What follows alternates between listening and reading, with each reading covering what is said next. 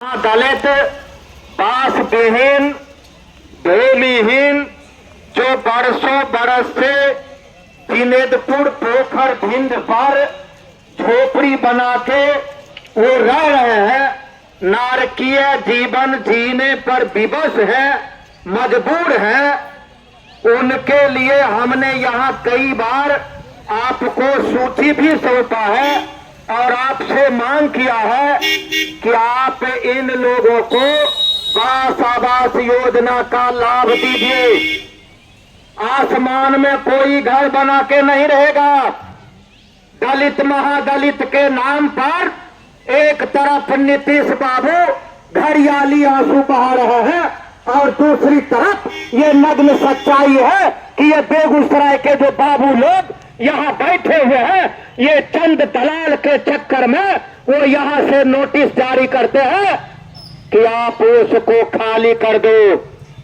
आपको यह पता होना चाहिए, किसी भी बास विहीन भूमिहीन महादलित या दलित के झोपड़ी को हटाया नहीं जा सकता जब तक आप उनको कहीं से अलग से आप भूखंड आवंटित नहीं करते हैं। आप उनको बास आवास योजना का लाभ दीजिएगा। उक्त जमीन में ये जाके ये प्रधानमंत्री आवास योजना के हकदार होंगे। आप वहां भवन बनवाइएगा, शौचालय बनवाइएगा। अगर समूह में है तो उसके लिए बिजली की व्यवस्था, सड़क की व्यवस्था, विद्यालय की व्यवस्था, स्वास्थ्य की व्यवस्था, ये सब आपको करना है। ये लाल झंडा वाला लड़के ये हासिल किया है, ये हम अलग से कोई आसमान से तारा तोड़ के लाने के लिए नहीं कर रहे हैं। लेकिन ये जो भूमिहीन ये महादलित परिवार है, ये चढ़ौआ आपको नहीं दे सकते। एक कपड़ा में बेचारा अभी अगर बादल घिरने लगे, अगर बारिश दिखाई देने लगे कि अब होने पर है, तो ये लोग चिंतित हो जाएंगे कि अगर कपड़ा भीग जाएगा तो फिर दोबारा हम कौन सा कपड़ा पहनेंगे। इनके पास एक वस्त्र के अलावे दूसरा वस्त्र नहीं होता। इनका झोपड़ी भी इस कदर है जिसमें बाबू लोग का कुत्ता भी रहना पसंद नहीं करेगा। उसके लिए भी एसी का मकान। और एक इंसान इस तरह के जीवन जीने पर विवश है, इसीलिए ये आपको दक्षिणा नहीं देंगे। और दक्षिणा नहीं देंगे और आप काम बिना दक्षिणा का नहीं कीजिएगा तो लाल झंडा का सिपाही इसे बर्दाश्त नहीं करेगा, इसे बर्दाश्त नहीं करेगा। वो लड़ेगा, वो आएगा मैदान में।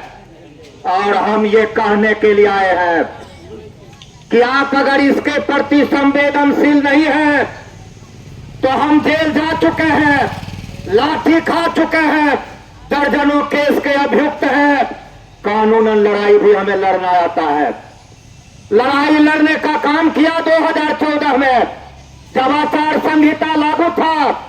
एक सप्ताह के अंदर 2 छात्र और 1 छात्रा का इसी बेगूसराय जिला में अपहरण हो गया।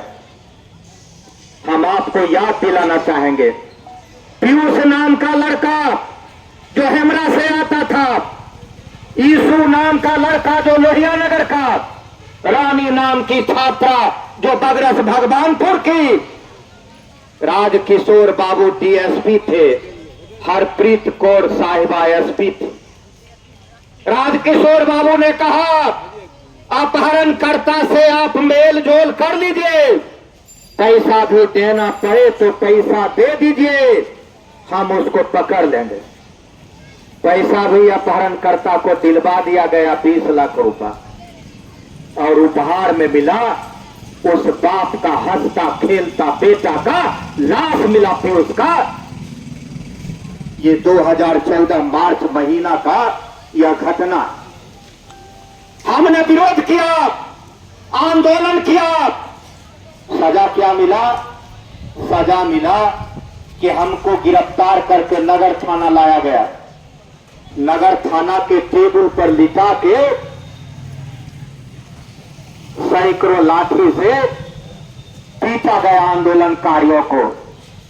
हमारा एआईएसएफ का नेता रूपक जो विकलांग है, जो लाठी के सहारे चलता है, उसके उस सूखे पैर पर भी सैकड़ों लाठी बरसाई गई, जेल में डाल दिया गया।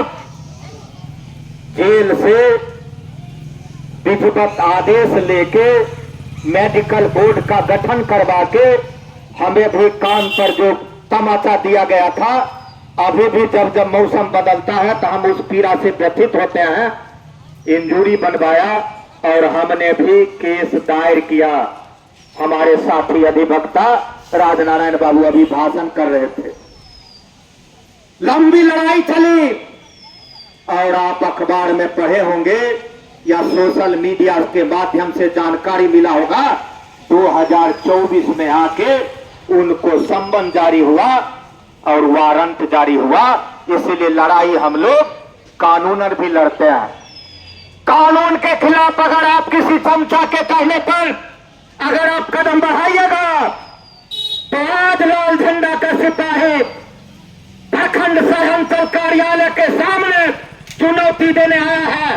डेट आप तय करें किस डेट में जीनतपुर पोखर भिंड के महादलित परिवार को आप उजाड़ने जाते हैं। आप डेट तय कीजिए, लाल झंडा का सिपाही आपके आमने सामने मिलेगा, लड़ेंगे, जेल जाएंगे और आपको भी नहीं बख्शेंगे, आपको भी नहीं छोड़ेंगे।